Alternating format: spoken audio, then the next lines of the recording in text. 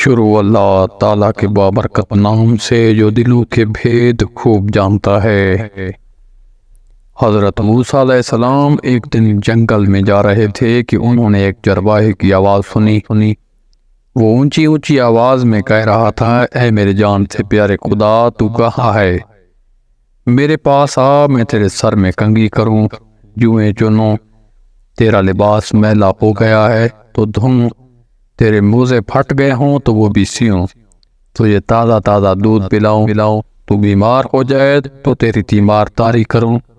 اگر مجھے معلوم ہو کہ تیرا گھر کہاں ہے تو تمہارے لیے روز گھی اور دودھ لایا کروں۔ میری سب بکریاں تم پر قربان، اب تو آجا۔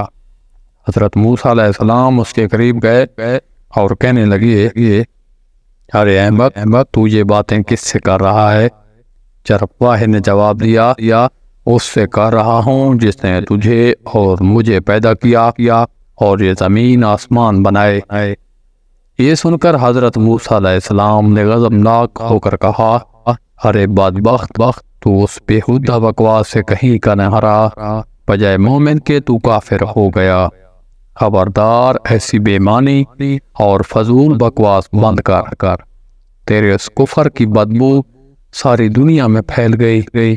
ارے بے وقوف، یہ دودھ لسی ہم مخلوق کے لیے ہے، کپڑوں کے محتاج ہم ہیں، حق کے تعالیٰ ان حاجتوں سے بے نیاز ہے، نہ وہ بیمار پڑتا ہے، نہ اسے تیمار داری کی ضرورت ہے، نہ اس کو کوئی رشتہ دار ہے، توبہ کر اور اس سے ڈر۔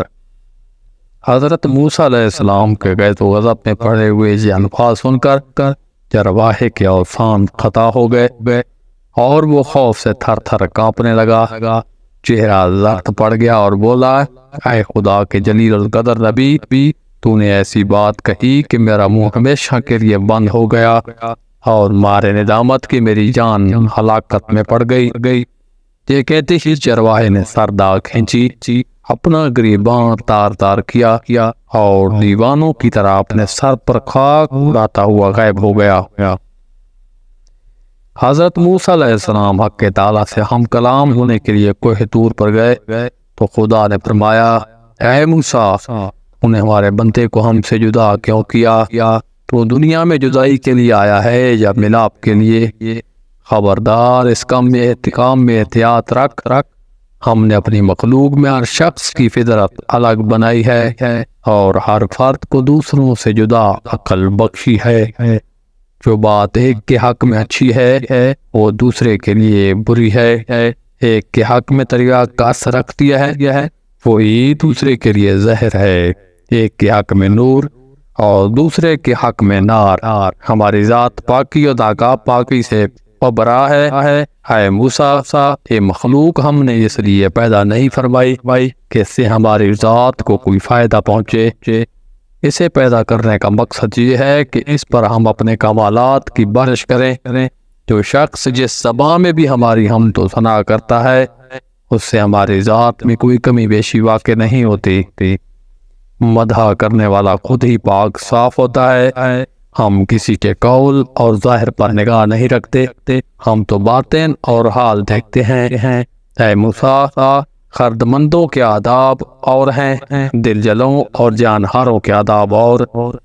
حضرت موسیٰ نے جب خدا کا یہ عتاب آمیز خطاب سنا تو سخت پشیمان ہوئے اور بارگاہ الہی میں نہایت ندامت اور شرمساری سے معافی مانگی۔ پھر اسی اضطراب اور بے چینی میں اس چرواہے کو ڈھونڈنے جنگل گئے۔ سائرہ و بیاباں کی خاک چھان ماری پر چرواہے کا کہیں پتہ نہ چلا۔ اس قدر چلے کہ پیروں میں چھالے پڑ گئے لیکن تلاش جاری رکھی۔ آخر آپ اسے پا لینے میں کامیاب ہوئے۔ چرواہے نے انہیں دیکھ کر کہا، اے موسیٰ، اب مجھ سے کیا خطا ہوئی کہ یہاں بھی آپ پہنچے؟ حضرت موسیٰ نے جواب دیا، اے چرواہے، میں تجھے مبارک دینے آیا ہوں، تجھے حق تعالیٰ نے اپنا بندہ فرمایا اور اجازت عطا کی کہ جو تیرے جی میں آئے بلا تکلف کہا کر، تجھے کسی ادب و آداب، قاعدے، ضابطے کی ضرورت نہیں، تیرا کفر اصل دین ہے اور دین نے نور جان۔ تجھے سب کچھ معاف ہے، بلکہ تیرے صدقے میں تمام دنیا کی حفاظت ہوتی ہے۔ چرواہے نے آنکھوں میں آنسو بھر کر کہا، اے پیغمبر خدا، اب میں ان باتوں کے قابل ہی کہاں رہا ہوں کہ کچھ کہوں۔ میرے دل کا خون ہو چکا ہے، اب میری منزل بہت آگے ہے۔ تو نے ایسی ضرب لگائی کہ ہزاروں اور لاکھوں سال کی راہ طے کر چکا ہوں۔ میرا حال بیان کے قابل نہیں، اور یہ جو کچھ میں کہہ رہا ہوں اسے بھی میرا احوال مت جان۔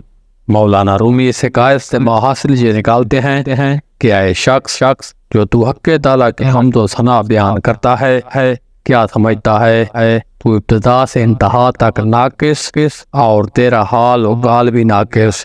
یہ محض اس پروردگار رحمان و کریم کا کرم ہے کہ وہ تیرے ناقص اور گندے تحفے کو قبول فرماتا ہے۔